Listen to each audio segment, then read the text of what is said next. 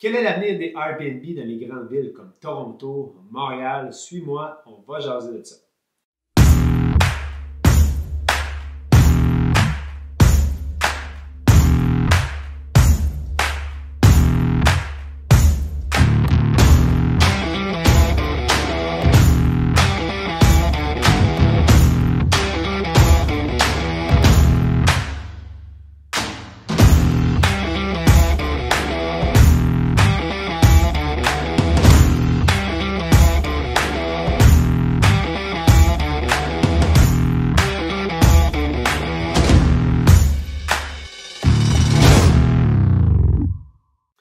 Regardez pour débuter ce qui s'est passé en semaine du 25 novembre au 1er décembre 2023 en immobilier dans le Grand Montréal.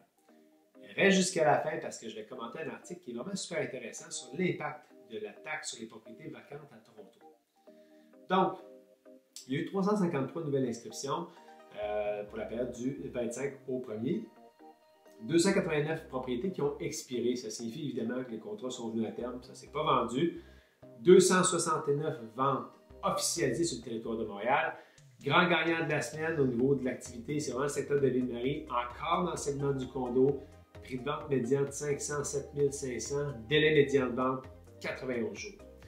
Quelles sont les transactions qui ont retenu notre attention? On va parler de la première transaction, c'est la moins chère qui est survenue, c'est un condo indivise de 557 pieds carrés, vendu un peu sous les 200 000 en 133 jours. Félicitations à Yves Bombardier de Sutton. La vente la plus chère, c'est celle d'un penthouse au 36e étage du Evolo X à l'île des Sœurs, avec un prix demandé de 3 millions.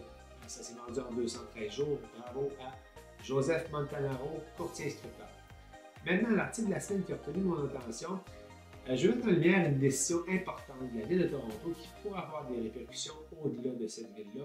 Toronto a récemment augmenté sa taxe sur les propriétés vacantes de 1% à 3%. Cette mesure-là avait été introduite il y a un an pour renforcer. Ça avait comme but de stimuler l'offre de logement et de contrôler la flambée des prix de l'immobilier. Ce qui est particulièrement intéressant, c'est que l'impact potentiel de cette taxe-là sur des marchés similaires comme Montréal. En effet, ça soulève la question cruciale. Premièrement, est-ce qu'on devrait envisager une telle taxe à Montréal et est-ce que les investisseurs vont se tourner vers Montréal? Comment ça va influencer le marché du condo dans les secteurs centraux, évidemment comme Montréal? On ne le sait pas encore. Cette politique-là vise non seulement à encourager les propriétaires à mettre leur propriété sur le marché locatif, mais aussi à décourager la spéculation immobilière. C'est un taux qui est quand même accru de 3%, ça va libérer probablement des milliers de logements qui sont actuellement inoccupés. C'est crucial dans un cas de crise de logement. L'impact de cette mesure-là sur le marché de Toronto va être suivi de près par les grandes villes canadiennes. Ça pourrait marquer un tournant évidemment, dans la manière dont on aborde la gestion de l'espace urbain, de la disponibilité des logements. Alors, je suis curieux de savoir, c'est quoi votre opinion sur cette initiative-là? Pensez-vous que ça pourrait être une solution viable à Montréal? Vos réflexions, vos commentaires sont les bienvenus, car c'est un sujet qui nous concerne tous en tant que professionnels de l'immobilier. De mon côté, je pense évidemment que ça peut être une solution. Seul enjeu que je vois, évidemment, c'est qu'il y a quand même des investisseurs qui prennent la décision de ne pas laisser leur propriété sur le marché locatif conventionnel. Pourquoi?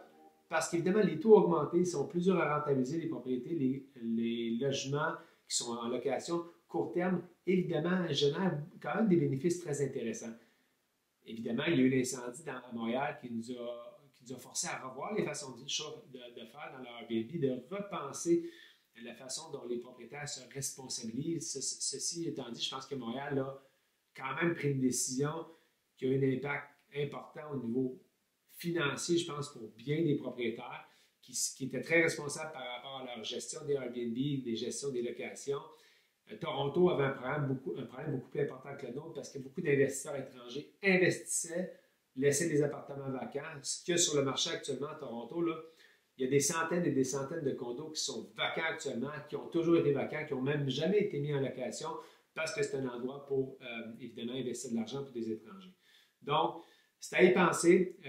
Moi, je ne serais pas pour ça que Montréal se mette à surtaxer, évidemment, les propriétés vacantes parce qu'il y en a quand même relativement peu. On sait que lorsqu'il y a eu l'incendie du Grand Montréal qui se sont mis à réglementer, beaucoup de propriétés se sont mis en location pour des 30 jours et plus. Ça a réglé une bonne partie du problème. Alors, écoutez, c'est un pensez-y bien. Je vous invite à commenter. Merci d'avoir été là. Si vous avez aimé ce contenu-là, je vous invite évidemment à sonner la cloche et inscrivez-vous à notre chaîne pour rien manquer de nos prochaines vidéos. Alright, bye!